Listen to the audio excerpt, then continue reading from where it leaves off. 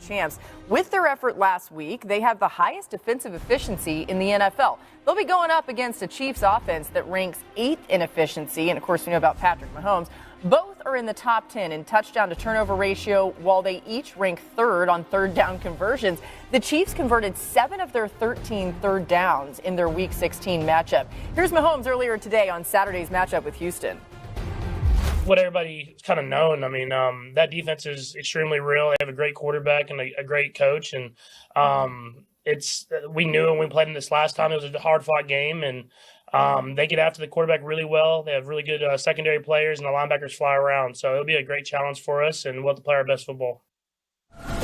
Yeah, Dan, the Texans defense absolutely destroyed the Chargers. What stood out to you about their scheme there and how they played? Yeah, I mean, they put 5 guys across the line of scrimmage, and they wanted Danielle Hunter and Will Anderson to destroy the football game, both in the run and the pass. And I think that's going to be a big-time challenge. 5 guys across. Because here's the thing. When you do this defensively, you got to be able to play man coverage. And the Texans are capable of it.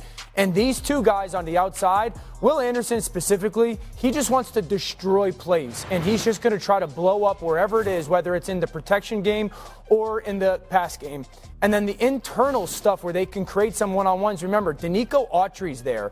And Autry in their internal rush game is a big problem. And so I'm going to be very interested to see how Kansas City handles these guys, because when they get those creative matchups or they try to take advantage of them with the man coverage, which is something Kansas City has struggled with, this is going to be advantage Houston defense. I think that's one of the biggest challenges for Kansas City.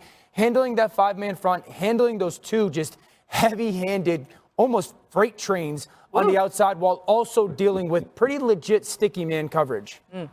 You nailed it, man. Their defensive line absolutely deserves the game ball. Number 1, game ball number 2 should go to the defensive backs. Golly, because they lock down on the outside, specifically against Ladd McConkey, who's such a great route runner. Yeah. Here you're going to see Miles Bryant going against Ladd McConkey, and you're going to see him do that cell route that we broke down on this show, where you go inside, give him something hard inside to get out. They're locking on it. You could tell that they were in the film room. They knew the tendencies, and they had a plan for it. The next play is going to be Kamari Lassiter on the outside against Quentin Johnson. A very similar route concept, but it's a big play. Inside release, hard fake inside to go big throw. These are throws that Justin Herbert has made his money on this year. Not only that, he's hand on them, find the ball, get the ball. That is a textbook play from their corner. And lastly, it's going to go back to Bryant against Ladd McConkey again, and also Lassiter. They're going to top hat this, which means the point man is going to actually have the guy in the back, and the corner is going to have the point man.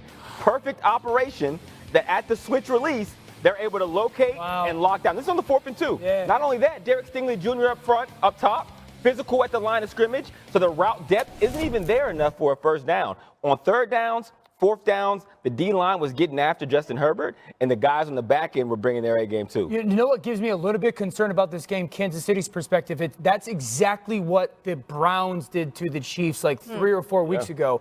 And while the Chiefs won, that was the 5 or 6 interception game, it felt like, from Jameis, and they did not perform well. I'd also say this. It gets a lot of flack, and rightfully so in many ways. Azeez Al-Shire matters on this defense because his ability to get downhill in the run game and hit people changes at least the feel of their defense. Yeah. I'm super interested, fellas, and everything y'all just said about this defense is right on task. The only problem is Andy Reid and his ability after a damn bye week technically or being off. And then I can guarantee you this, between Danielle Hunter and Will Anderson, and I know that both you gotta account for both of them, but we've seen Kansas City make a living leaving an edge alone and ignoring him. And I want to see how Houston is going to adjust to that up front.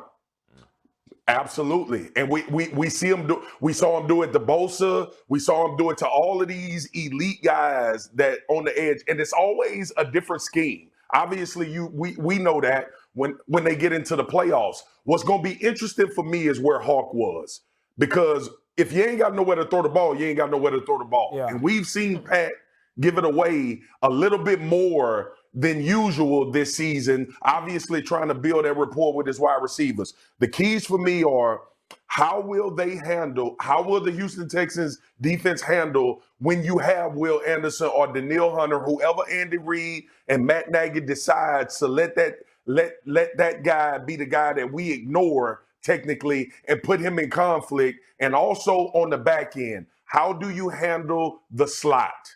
Because we talk about Lassiter, and I just saw you talk about Bryant, but we talk about Lassiter. I think they are going to stay away from Derek Stingley.